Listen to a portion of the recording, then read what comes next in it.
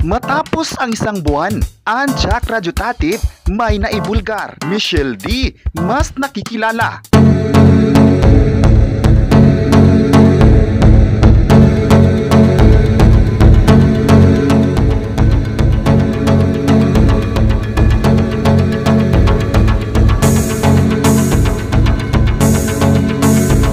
Mainit-init pa ang pasabog na balita para kay Jack Radiotatif, ang owner ng Miss Universe Organization. Ayon pa sa balita ngayon, totoo raw na ipinarelease na may-ari ng Miss Universe pageant na si Jack Radiotatif ang contract noon ng aktor na si Clint Bondad. Pero wala naman raw binayaran na nasabing Thai transgender businesswoman ayon mismo sa isang GMA executive. Ayon pa sa paliwanag ng GMA executive, pag ganun raw ay nagre-release daw sila. Lumabas ang balitang ito dahil inilabas ni Clint Bondad ang break-up message ng transgender billionaire sa kanya. Sa message nito, mababasang I was going to love you at one point before my God saved me from being blind. I have my children to look after, my parents to take care, and now the universe is my service to the world. My life is much more valuable than being with the delusional like you. Dagdag pa sa chat ni Jack Radiotatif kay Clint, remember this, get real and being humble.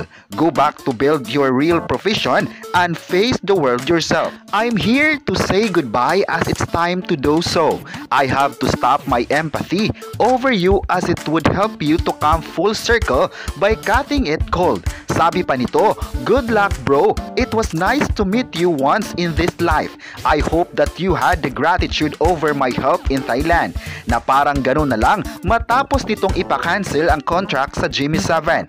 Noong time na yon, marami ang nagtatanong kung may trabahong naghihintay pa kaya kay Clint Bondad na ex rin ni Catriona Gray. Maalalang ginisa si Jack Radiotatif matapos magkaroon ng ingay sa resulta ng kakatapos lang na Miss Universe 2023. Marami sa mga fans ang nagliliyab sa pagkakadismaya at galit dahil raw sa di matanggap-tanggap na resulta nito. Naniniwala kasi ang mga fans na may lutuang naganap matapos nagawa ni Michelle ang best performance nito sa competition at nanalo ng 4 na awards pero ligwak pa rin sa top 5 finalist. Hindi rin nila nagustuhan ang treatment nito sa pambato ng Pilipinas. Mula pa sa Mexico na feel ng sambayanan na hindi maganda ang treatment nito at sinabihan pa itong move on ang lahat. Maalalang marami sa mga fans ang nagalit sa pahayag na ito. Ang iba ay sinabing hindi makatarungan ang pambabastos raw ito ni Jack Radiotatif sa mga Filipino fans. Ayon pa nila, patutsada ito sa mga taong sumusuporta kay Michelle D. Kahit natalo man si Michelle, ay naiwi naman ito ang karangalan para sa bansa. Hindi raw biro ang naging karanasan sa halos ilang linggong preparasyon sa Miss Universe 2023. Marami sa mga Filipino fans ang umaasang sana ipinasok si Michelle para makita ang totoong laban. Marami sa mga fans noong panahon na yon ang nabigo sa resulta na halata raw na planado ito at ililigwak sa pageant. Kahit natalo man sa kompetisyon si Michelle D, patuloy pa ring ipopromote niya ang advokasya para sa autism na may kinalaman sa kanyang journey sa top 10 sa Miss Universe. Inihayag nito ni Michelle D sa isang media nang dumating siya sa House of Representatives kung saan honored ang lahat sa kanyang accomplishment sa nakaraang international pageant. Ayon pa niya, ang lifelong mission ay ipapalaganap niya ang awareness tungkol sa autism, inclusivity, acceptance at empowerment. Alam daw ng lahat na mayroon siyang 3 siblings sa autism spectrum. Hindi raw siya huminto kahit tapos na ang Miss Universe. Ito ang kanyang advokasya na hindi niya pinili kundi ang pagkakataon na may purpose. Excited raw siya na ipagpapatuloy ang kampanya na kanyang nasimulan. Kasama ni Michelle si Representative Sam Bersosa ng Tutok Tuwin na nakasama rin niya sa House leadership. Ayon pa niya, sobrang nakakataba raw sa puso. Inilaan ni Michelle ang puso para i-represent ang bansa na minahal niya. Maalalang nanalo ang Pilipinas ng 4 na korona, kabilang na sina Catriona Gray noong 2018, Pia Wurtzbach taong 2015, Margie Moran noong 1973 at Gloria Diaz taong 1969. Latest ngayong araw, kahit isang kapuso ay binigyan ng bonggang homecoming ng asap natin to, si Michelle D. Akala ng lahat na nanalo si Michelle matapos sa init na pag-welcome ng kapamilya sa kanya. Hindi nagpahuli si Michelle sa kantahan. Kumanta rin ito ng kantang Everything ni Michael Bublé hanggang samahan na siya ng mga kapamilya singers sa pagkanta. Kinilig naman daw si Michelle D na nakapag-perform siya sa Kapamilya Sunday Noon Time program. Overwhelmed at grateful siya sa mga sumusuporta sa kanya at sinabi niyang parang hindi lang daw iyon naging laban. Hindi daw niya iyon laban lang, pero isang laban para sa buong Pilipinas at umaasang sana naging proud ang lahat. Isang matagumpay na laban raw ito na ibinigay ni Michelle para sa Pilipino, ayon pa ni Ruby Domingo. Pinuri naman ng ibang kapamilya staff ang kabaitan ni Michelle D.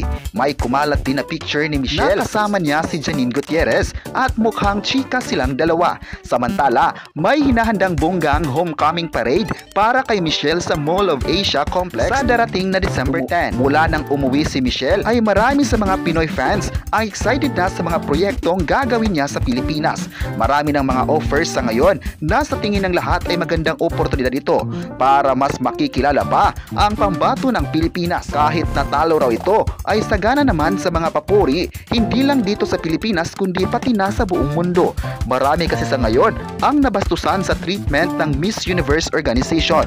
Ginisa talaga ang organisasyon sa nasabing kompetisyon. Kahit halos isang buwan na mula nang ginanap ang Miss Universe 2023, trending pa rin worldwide ang suporta ng fans. Hindi lang Filipino fans kundi pati ang international supporters ang nagpakita ng pagmamahal sa pambato ng Pilipinas.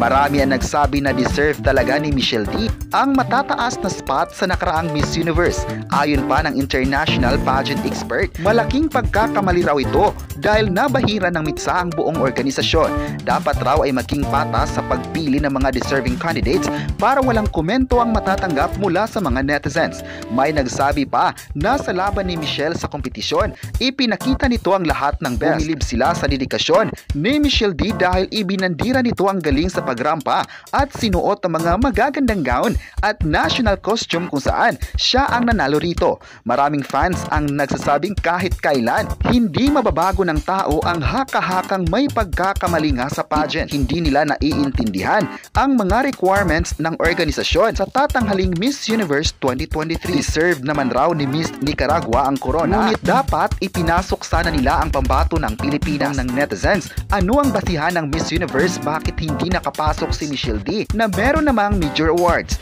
May netizens talaga nagsabing sa nangyari ngayon sa Miss Universe, sana maging leksyon ito ng sambayanang Pilipino at ng buong mundo na i-withdraw na lang ang kandidata nila sa susunod na kompetisyon sa bansang Mexico. Kayo, ano ang masabi nyo na may ibinulgar kay Jack Rajutativ? I-comment na kung proud ba kayo kay Michelle at huwag kalimutang i-subscribe ang ating YouTube channel.